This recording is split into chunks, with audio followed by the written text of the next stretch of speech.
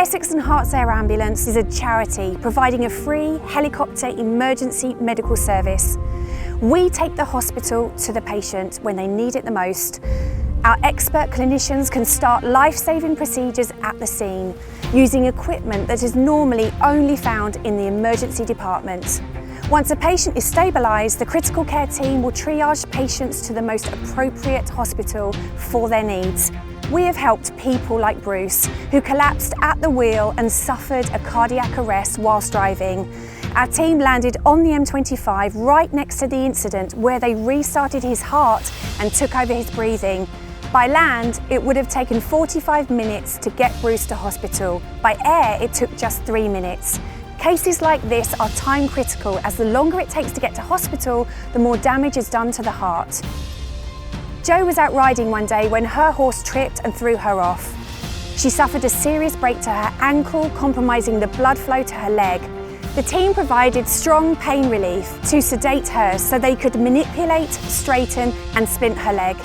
Without that work, there would have been a real possibility that Jo could have lost her lower leg.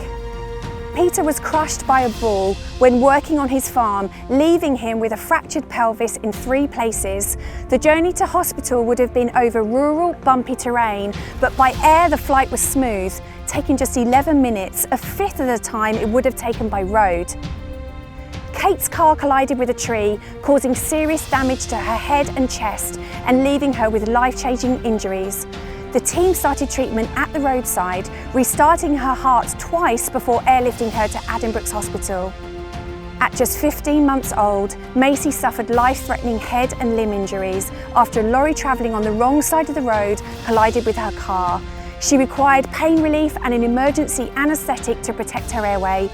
This is a difficult, life-saving procedure that the crew were able to perform safely at the roadside, bringing vital hospital-level treatment to the scene. Millie stopped breathing when she was less than a day old.